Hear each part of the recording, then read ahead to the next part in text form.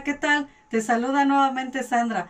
En este video vamos a trabajar con el tiristor TRIAC BTA12, el cual vamos a comprobar su funcionamiento teórico práctico basándonos en cálculos matemáticos y comprobando el funcionamiento en una protoboard para el control de fase de una lámpara. Aquí tenemos al TRIAC, triodo de corriente alterna, de la serie BTA12 perteneciente a la familia de los tiristores bidireccionales. Entonces, aquí podemos ver que tiene tres patas. Una de ellas corresponde a gate, ánodo 2 y ánodo 1. Entonces vamos a hacer una prueba en la cual nos mencionan teóricamente que en gate y ánodo 1 tenemos que encontrar un diodo de forma directa e inversa. Sin embargo, entre las terminales ánodo 2 y ánodo 1, ánodo 2, gate y gate viceversa, entre estas no debe de haber ninguna continuidad. Entonces vamos a proceder a probarlo para poder saber que estamos trabajando con un TRIAC funcional, es decir, que no se encuentre quemado. Vamos a comprobar. Ponemos el multímetro en prueba de diodo y aquí podemos verificar. Tenemos gate, ánodo 2, ánodo 1. En ánodo 1 y viceversa, como comenté, es decir, en esta terminal y esta, voy a encontrar un diodo directa e inversamente, el cual solamente va a ser polarizado en el momento que yo dispare la compuerta. Para esto requiero una corriente de 50 mA máxima. Y vamos a comprobar el funcionamiento. Por ejemplo, esto que acabo de hacer entre gate y ánodo 2 no se encuentra ningún diodo. Y entre ánodo 2 y ánodo 1 tampoco se encuentra ningún diodo. Esto sucede solamente hasta que se polariza. Entonces con esto podemos decir que entre gate y ánodo 1 el diodo interno, ¿sí?, del tiristor está funcionando correctamente. Y podemos decir que este TRIAC está en óptimas condiciones para poder trabajar en la etapa de potencia. Ahora vamos a pasar a una prueba de continuidad, donde debemos de comprobar si alguna de estas terminales, ya sea la de potencia o la de control, están conectadas directamente a la cápsula de lo que viene siendo el tiristor, ya que si esto sucede, imaginen ustedes, si esta estuviera, generalmente a veces es la de en medio la que está aterrizada a la misma cápsula, en algunos tiristores o en algunos transistores llega a pasar esto.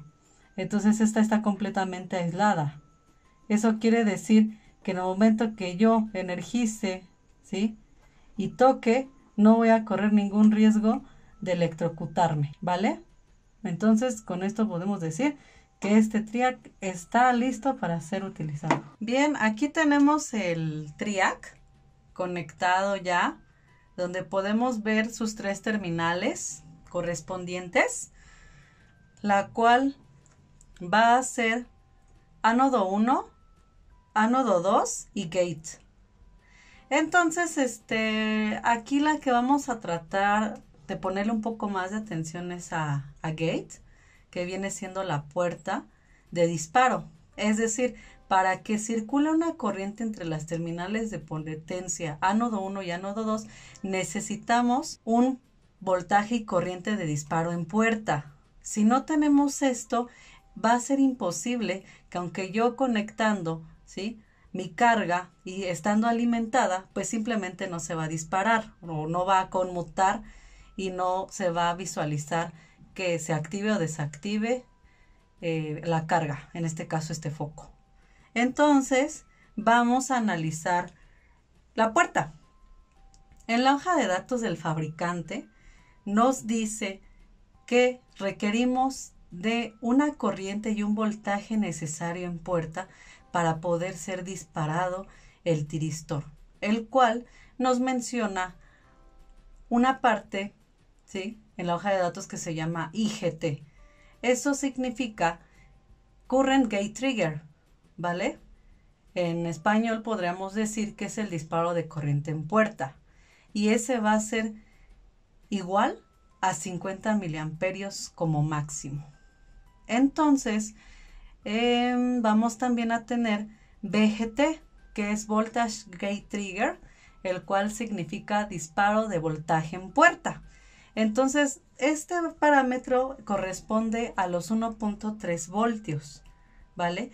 ¿Qué quiere decir esto? Si yo no tengo mínimo 1.3 voltios en puerta y 50 miliamperios como cantidad máxima en puerta, pues simplemente no va a haber un control del lado de la etapa de potencia del tiristor. Entonces, para analizar el circuito, vamos a recordar la ley de Ohm, la cual nos dice, ¿vale? Y establece que la tensión eléctrica que pasa a través de un conductor es directamente proporcional a su corriente e inversamente proporcional a su resistencia, ¿sí? Entonces, con esto deducimos que el voltaje es igual a la corriente por la resistencia, ¿sí? O sea, V es igual a I por R, ¿sí? Entonces, yo lo que necesito saber es R, porque tengo I, en este caso 50 miliamperios, y tengo V, que en este caso son 1.3 voltios. Entonces, con eso puedo decir que R es igual a V entre I. Entonces, vamos a tomar como valor V in, que viene siendo 12 volts que yo tengo aquí en estas terminales, que son los que van a alimentar este circuito. Tengo 12 volts menos VGT, equivalente a 1.3 voltios, sobre, en este caso, comentamos que como máximo son 50 miliamperios. Sin embargo, para no llegar a su capacidad máxima de corriente, la terminal de puerta, y evitar quemarla, yo voy a tomar ese cálculo como 3/4 partes para tomar un valor proporcional a solamente 1/4 de esa corriente. Y ahorita lo vamos a comprobar. Pasemos a los cálculos. Vamos a ver que comentamos que íbamos a multiplicar 3/4 por 50 miliamperios. Esto nos iba a dar como tal un resultado de 37.5, que vendría siendo el equivalente a 1/4 de esa medición de amperes. En este caso pues son miliamperes, ¿verdad? Eso es lo que nos dice el fabricante. Entonces yo necesito convertir esos 37.5 miliamperios a amperios, ya que la corriente sabemos que se mide en amperes. Entonces 37.5 por 1 por 10 a la menos 3, ¿vale? Porque estamos en el orden de los milis, me va a dar como tal 0.0375 amperes. Ahora sí. Entonces, 12 volts de entrada, Vin, menos VGT, 1.3. Esto me da como tal 10.7 entre 0.0375 amperes. Nos da como tal un resultado de 285.3333 ohms. Y entonces, pues en el circuito trabajamos con un resistor de 220. Sin embargo, yo tengo aparte otro potenciómetro de 10K, que es el que me ayuda a compensar el faltante de esa resistencia, por lo cual mi circuito está protegido. Bien, aquí tenemos conectado ya el transformador de 12 volts de alterna y podemos observar que va directamente conectado a uno de los polos del foco. La otra terminal va a ir conectada al control del circuito, el cual, para poder controlar la puerta, el disparo, vamos a utilizar un diodo que nos va a proveer de corriente positiva, y también aquí le he puesto un resistor de 10 ohms para proteger la integridad de este resistor variable, ya que en cuanto baja su cantidad de ohmiaje tiende a llegar a 0 y obviamente pues toda la corriente le pasa a través de él, y es cuando a veces se llegan a quemar. También podemos ver que entre la terminal 1 y 3 de este resistor variable tenemos un capacitor para evitar ruido eléctrico, y en la terminal 2 y 3 tenemos un puente, que es el que va a estar relacionando intrínsecamente a que nosotros regulemos solamente en un sentido la corriente, ¿vale? Bien, entonces de esta terminal 3 podemos ver que hemos sacado un puente, que va conectado directamente a la puerta a través de un resistor. Este resistor pues tiene un valor de 220 ohmios, ¿sí?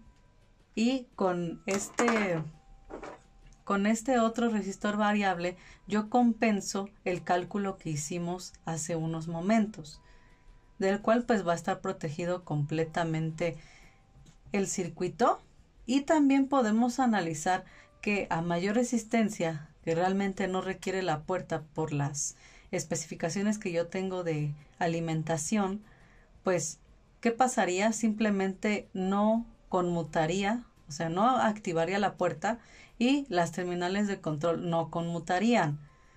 Bueno, entonces también vemos que la terminal del medio, que corresponde a ánodo 2, se conecta directamente al otro extremo de la resistencia. Esto para control de fase, en este caso de este foquito. Y también vemos que en la terminal 1, que es esta, tenemos un puente que va a estar dirigido a la conexión del otro extremo de la terminal de la lámpara.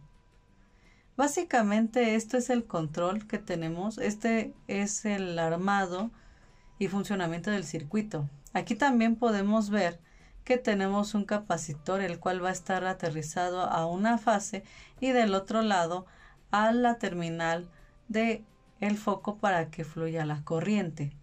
Entonces este circuito pues está hecho para el control de fase de este foquito, el cual podemos ver aquí en este momento que a mayor resistencia pues simplemente ya no se enciende, ¿sí? Y a menor resistencia se va encendiendo dependiendo la cantidad de ohmiaje, y en este caso va relacionada con la cantidad de corriente que esté pasando a través de sus terminales en puerta, y es cuando se llega a disparar. Si tenemos una resistencia muy alta, pues simplemente vamos a impedir ese paso de corriente, ¿verdad? El cual ya analizamos. Entonces vean, aquí es esto es lo que hace. También cabe decir que a pesar de que estamos trabajando con un transformador, este dispositivo TRIAC es capaz de poder controlar cargas ya monofásicas de 127 voltios a más. Entonces aquí quiero decir que con la electrónica correspondiente, ¿sí?, ya en otro armado de circuito fácilmente yo puedo controlar motores, el giro de motores y también la intensidad de un foco ya de corriente alterna, ¿vale? Entonces este dispositivo tiene muchos usos en lo que viene siendo electrónica de potencia, y pues lo estamos viendo aquí. Estos son los principios bases que podemos tener para entender el funcionamiento del control de fase de un tiristor, en este caso el TRIAC. Y siendo así, me queda decirles que en la descripción de este video les voy a dejar la lista de componentes a utilizar para que puedan hacer esta práctica y me den sus comentarios.